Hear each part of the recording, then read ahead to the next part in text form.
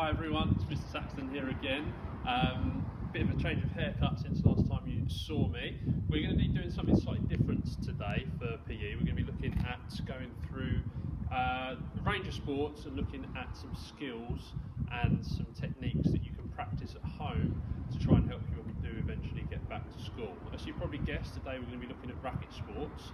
What we're going to do today, you can transfer and copy across a range of sports, so we can do it for either tennis, for squash, badminton, table tennis, and if you don't have any of that equipment, we want you to try and be a bit creative around with what you've got around the house. So make sure you check with parents and carers first, but if you can try and use frying pans or any other objects that you think could be used and useful for it, then try and give those a go. But do make sure you check for permission first. Once you've done that, the other thing to check with parents and carers is to make sure you've got space and area you can use. Now here I'm at the back of my flat in a bit of a car park area. It might be you use driveways, gardens, things like that, maybe even down the local park if you get an opportunity, but make sure again that you do check for permission first. Now the first thing we're going to concentrate on is the grip and how to hold the racket. Now this can change and get a little bit more complex and change from shot to shot, but we're going to keep it quite simple with a bit of a neutral grip that you can transfer across all of the racket sports. And the way to do that and check it out first of all is have the racket on its side pointing away from you, and you're just going to take the handle and shake hands with it. Okay, and that's its name, shake hands grip. So if you've got that nice and neutral, you should have a V pointing down the side and the edge. Make sure we don't end up with a frying pan grip where you've got it going down the back. It must be going down the edge.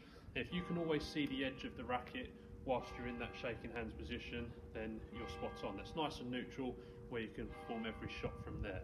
The first thing I want you to do whilst you've got that is then start trying to get the control. So what you're going to do is try and bounce the ball and keep bouncing the ball without having to move. If you have to take the odd step here and there, that's fine, but you want to just make sure you're in control throughout and you're not chasing the ball around all over the garden. Now the aim is to try and get 10 of those. Once you've got 10, we're going to move on to try and get some control of the ball in the air. So you're going to start with your fingers facing towards the sky with a forehand, and you're just going to try and keep bouncing the ball on the racket. Again, if you're taking the odd step, that's fine, but you want to make sure that you're in control. You don't want to be chasing it all over the place. Once you've got that done with your fingers to the sky, you're going to then swap it over and get your knuckle to the sky, still trying to keep control. So knuckles up in the air, just keeping control, keeping it nice and central when it lands on the racket, and keeping it going. And once you've done that, this is where it's going to get a little trickier, is we're going to try and alternate, go from side to side. So you're going to go forehand, then backhand, and just keep swapping.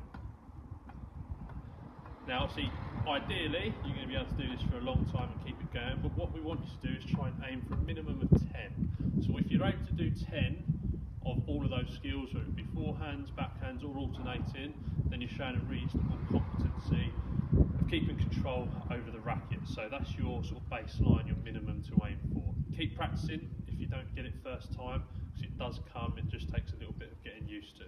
If you manage to do all of those and you're still in control, you're reaching your 10, one for you to really just try and push is using the edge of the racket. So if you're showing you can use all of that surface, okay, we're just going to narrow it down and make a smaller surface area with the edge of the racket. So that's one just for you.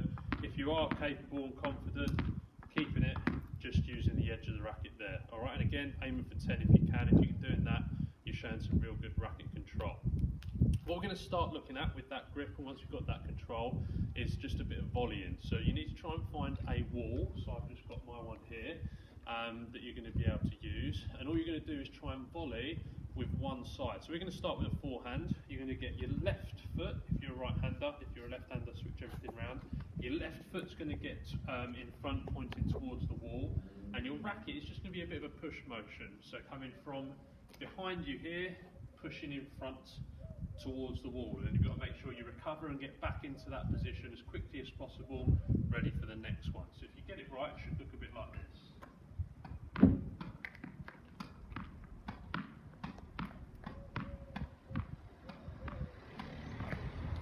Okay, now the harder you hit it, the quicker it's going to come back. So make sure you don't go up smashing it, because it's going to be you, it's going to have to react a little bit quicker. So it's all about getting the control again. If you can, and you do master that, what I want you to try and do is start moving your feet and work on your footwork a little bit more. So when you're playing tennis, a ready position is with your feet shoulder apart and your racket in the middle. So after you play each forehand, I want you to try and get back to that ready position before readjusting. So I'm going to have to really concentrate more on my footwork this time round, switching from forehand back to ready position. Let's see how I get on.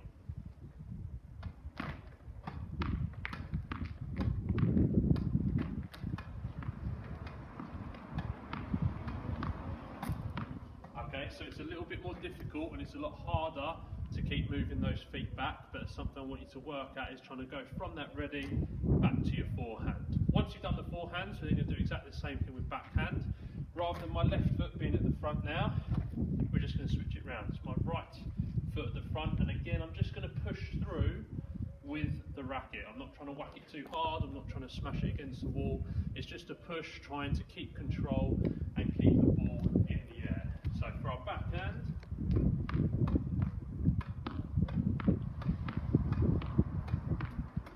okay,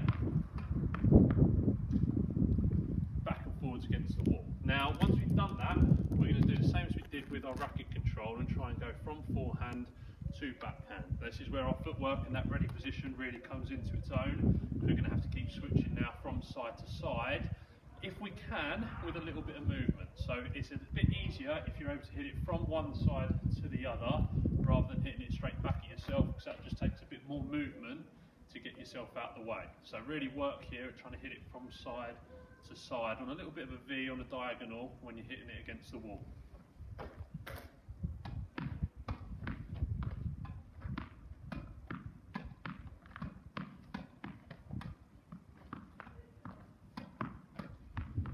Okay, so that's a bit harder.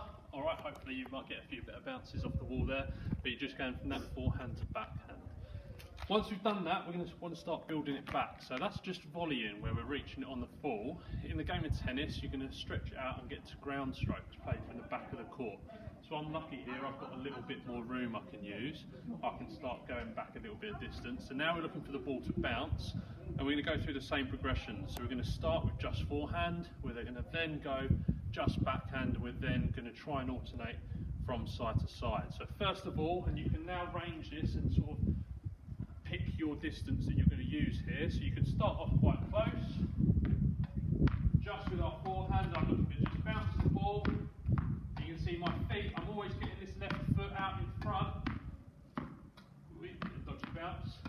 Left foot out in front every time against it. And as I get more competent, I can bring it back, okay, and start hitting it with a little bit more power, moving slightly further away.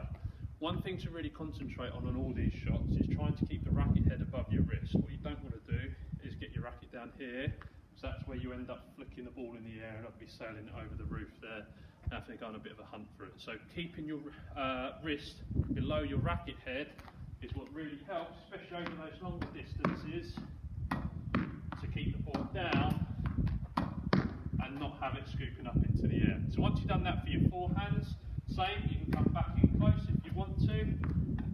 For your backhand,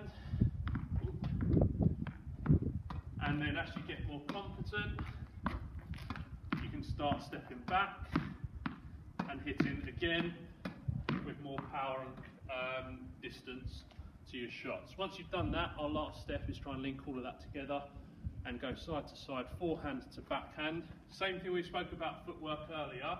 We want to try and get to that ready position after each one. So once I step into a forehand, I want to try and get back into the ready position before then stepping into the backhand. So see how we get on.